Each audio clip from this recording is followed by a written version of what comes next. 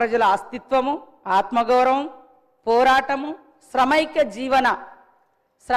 జీవన మరి రూపము, ఆశీర్వాదం, తల్లి యొక్క బ్లెస్సింగ్స్ ఇవన్నీ కలగలిసినటువంటి నిండు రూపము తెలంగాణ తల్లి రూపము ఈరోజు మనం ఆవిష్కరించుకోవడం కూడా చాలా సంతోషం అధ్యక్ష. ఇందాక బీజేపీ వాళ్ళు కానీ బయట బీఆర్ఎస్ వాళ్ళు కానీ మాట్లాడుతున్నది తెలంగాణ తల్లి విగ్రహాన్ని మారుస్తున్నారని. అయ్యా, ఇప్పటి వరకు అధికారికంగా 10 సంవత్సరాల కాలం నుంచి మరి ఎక్కడైనా అధికారికంగా తెలంగాణ తల్లి విగ్రహాన్ని ఆవిష్కరింప చేసిర్రా? కేవలం వాళ్ళ పార్టీ రూపాలు, వాళ్ళ జెండా రూపము, మరి కేటీఆర్ చెల్లికి దేవతా విగ్రహ రూపాన్ని ఇచ్చుకుంటే ఎట్లా ఉంటుందో ఆ రకమైనటువంటి విగ్రహాలను వాళ్ళు పెట్టుకొని దాన్ని తెలంగాణ తల్లిగా వాళ్ళు ఇన్ని రోజులు ప్రజల మీద రుద్దిండ్రు. కానీ ఈరోజు మనము పెట్టుకునేది సాటి తల్లులు, చెల్లెలు, అమ్మలు ఎట్లా ఉంటారో, తెలంగాణ బిడ్డల యొక్క అస్తిత్వం ఎట్లా ఉంటుంది అనే రూపాన్ని మనం ఈరోజు ఇచ్చుకోవడం జరుగుతూ ఉంది. 10 సంవత్సరాలైనా కూడా వాళ్లకు కనీసం ఒక తల్లి విగ్రహాన్ని ఏర్పాటు చేసుకుందాం అనేటువంటి ఆలోచన రాలేదు. కనీసం మరి నిండు గుండెల నిండా పాడుకునేటువంటి జయ జయ తెలంగాణను ఒక రాష్ట్రీయ గీతంగా ఏర్పాటు చేసుకుందాం అనేటువంటి ఆలోచన వాళ్ళకు రాలేదు. ఈరోజు అవి మనం చేస్తూ ఉంటే మాత్రం అడ్డుకుంటా ఉన్నారు. మనం అన్నట్టుగా, మనం విన్నట్టుగా గుండెల మీద, నెత్తి గుండుల మీద కూడా మా సోదరులు కానీ సోదరిమణులు కానీ అంటే రకరకాలుగా టీజీ అని పెట్టుకుంటే మాత్రం వాళ్ళ పార్టీకి వచ్చే విధంగా బీఆర్ఎస్ పార్టీ వాళ్ళు టీఎస్గా మార్చుకున్నారు. మరి తెలంగాణ ఉద్యమంలో టీజీ అని పెట్టుకున్నది వాళ్ళ అధికారానికి రాగానే వెంటనే టీఎస్గా మార్చుకున్నప్పుడు మా సోదరులు ఎవరు కూడా మరి వాళ్ళే అధికారంలో ఉన్నారు, కేంద్రంలో ఇక్కడ కూడా ఉన్నారు బీజేపీ వాళ్ళు, కనీసం మాట్లాడలేకపోయారు. ఈరోజు ప్రజల ఆకాంక్షను ఆవిష్కరింపజేసే విధంగా జరుగుతున్న దాన్ని మాత్రము రాజకీయం చేస్తున్నారు. ముఖ్యంగా మేము తెలంగాణ కోసమే పుట్టినాం, తెలంగాణ కోసమే చేస్తామని చెప్పినటువంటి ఈనాటి బీఆర్ఎస్ పార్టీ తెలంగాణ పేరుతోటి అధికారంలోకి వచ్చిన తర్వాత ఇక ఈ రాష్ట్రంలో మాకు ఎదురేం లేదు, ఇక మేము దేశమంతా వ్యాపిస్తాం కాబట్టి భారత రాష్ట్ర సమితి అని కూడా తెలంగాణ అనేటువంటి పదాన్ని కూడా వాళ్ళు తొలగించారు.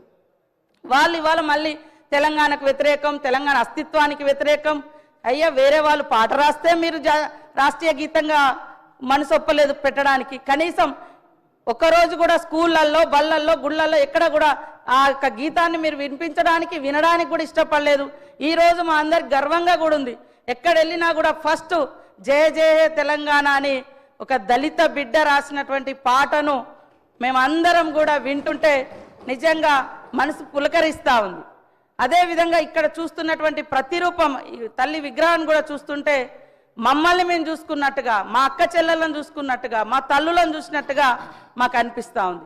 దాంట్లో ఎలాంటి రాజకీయం లేదు. కాకపోతే ఏంటంటే వాళ్ళకు బీఆర్ఎస్ వాళ్ళకు వాళ్ళ ఇంట్లో ఉండేటువంటి రూపం, నేను ఎప్పుడో 2-3 ఏళ్ల కింద నుంచే మాట్లాడుతున్నా, ఆ విగ్రహ రూపం చూడండి. ఎవరైనా శ్రమైక జీవనం ఉందా?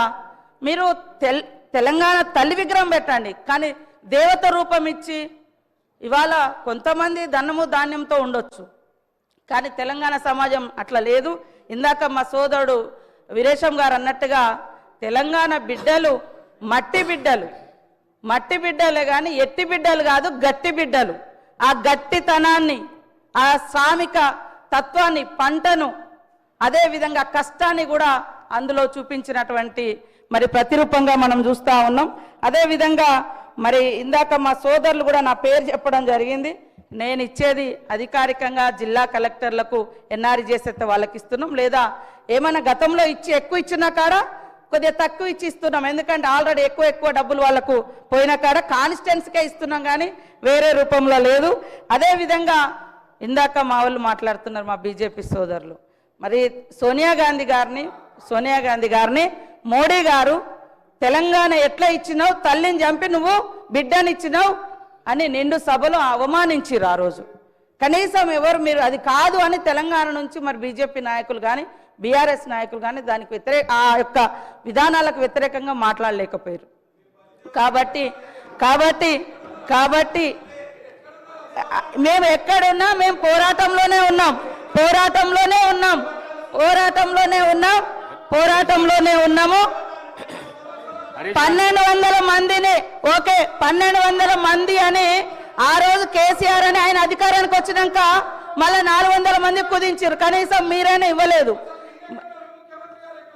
ఎక్కడ ఉన్నామనేది అంటే మేము ఎక్కడున్నాం? ప్రజలలో ఉన్నాం, పోరాటంలో ఉన్నాం. తెలంగాణ ఉద్యమంలో నేను కూడా జైలు వేసిన 7 రోజులు ములుగు కేంద్రంగా నిరాహార దీక్ష కూడా చేసినాం.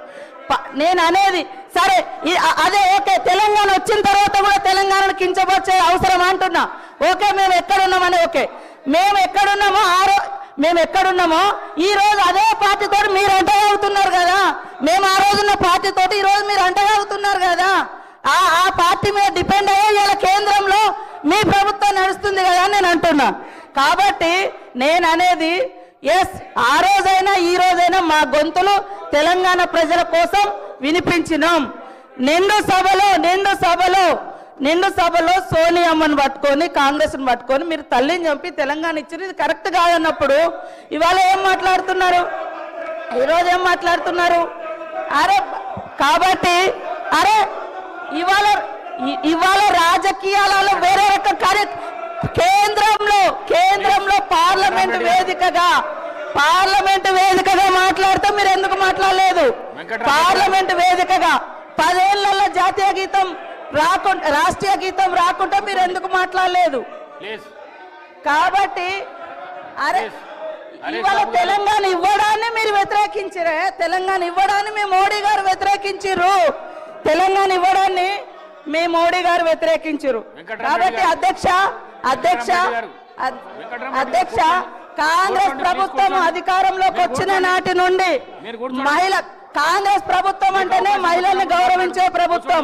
ఇందిరాగాంధీ గారి కాడ నుంచి ఈ రోజు మహిళలకు ఇచ్చేటువంటి సంక్షేమ పథకాలన్నీ కూడా మహిళలను ఏ సమాజం అయితే మహిళ అభివృద్ధి జరుగుతుందో ఆ సమాజం అభివృద్ధి చెందినట్టుగా ఏదైతే మనం కొనబద్ధంగా తీసుకుంటామో ఆ విషయాన్ని మరి డాక్టర్ బిఆర్ అంబేద్కర్ గారు చెప్పిన పద్ధతిలో ఈనాటి గవర్నమెంట్ కూడా మహిళల యొక్క సంక్షేమం కోసం మొదటి నుంచి లాస్ట్ ఇయర్ ఇదే డిసెంబర్ 9th రోజు ఇదే అసెంబ్లీ వేదికగా ఇదే అసెంబ్లీ పక్కన మరి ఉచితంగా బస్సు ప్రయాణాన్ని కూడా మనం మహిళలకు ప్రారంభించిన రోజు అధ్యక్ష.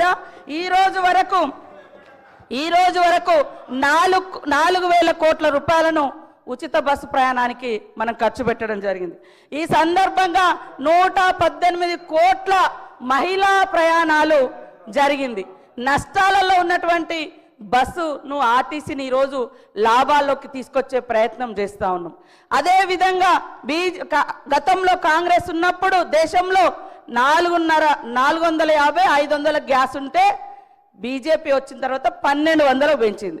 ఇప్పుడు మా సోనియమ్మ గారి యొక్క ఆదేశానుసారం సీఎం రేవంత్ రెడ్డి గారు మా క్యాబినెట్ అంతా కూర్చొని మరి ఏదైతే వాగ్దానం చేసినామో 500కే మేము గ్యాస్ ఇస్తా ఉన్నాం.